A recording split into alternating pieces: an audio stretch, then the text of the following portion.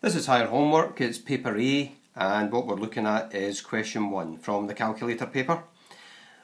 Right, so what we've got here is it looks like a vectors question that we're going to be looking at, and what we have to do first of all is write down the components of the vector KL and KM, and from there we're going to calculate the size of an angle, the angle LKM.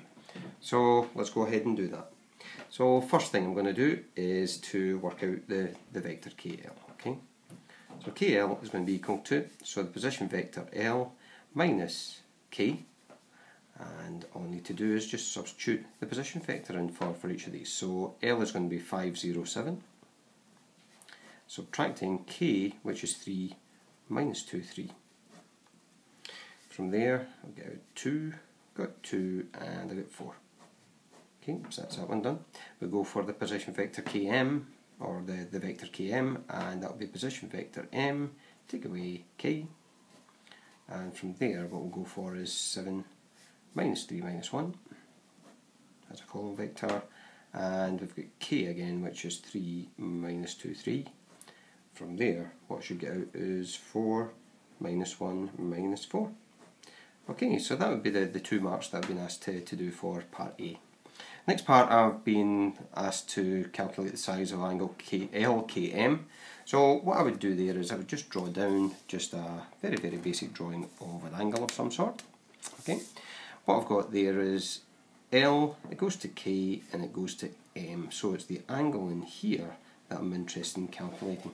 And remember, when we're working out the angle, we need to have the vectors pointing away from the vertex or from the angle. So that's one that I'm interested in there, a vector, and that vector that's there. Now this question's helped us a bit because it's asked us to work out the vector KL, so K to L, and the vector KM. So that helps us already. Sometimes in this type of question you don't get a hint on how to set up the vectors, and you need to then think about how you're going to be working out the correct vectors to do the angle. Right, so what I'd do is I'd then look at the formula list, and I'd be able to work out a formula for working out the angle. And I just need to rearrange the formula that's given in the formula sheet.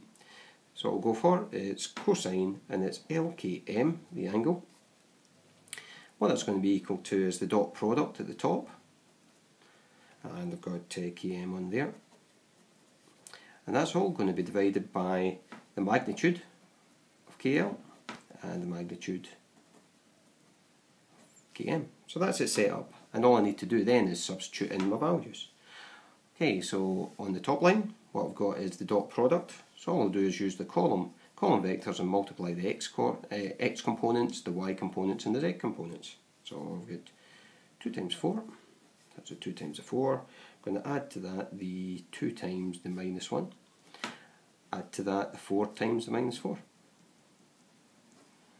So these are all the things that I'm going to get on the top. I'm going to just keep this all together, so I'm just going to have 2 roots under here. Okay, and all I'm going to do is I'm just going to use the work out the magnitude of KL. So I've got 2 squared plus 2 squared plus 4 squared. On this side here for KM, so the magnitude of KM is going to be 4 squared. I'm going to be plus minus 1 squared and plus minus 4 squared. Okay, to work out the magnitude. From there what I'll go for is top line. I'll first of all multiply these out and just keep them the way they are. So I've got 8 here, I've got plus, that will be a minus 2 that's going to appear in there, and in there I've got plus, that's going to be minus 16 that's going to appear there. On the bottom that should work out to be, if I square all these and just add them, so that's going to give me 24.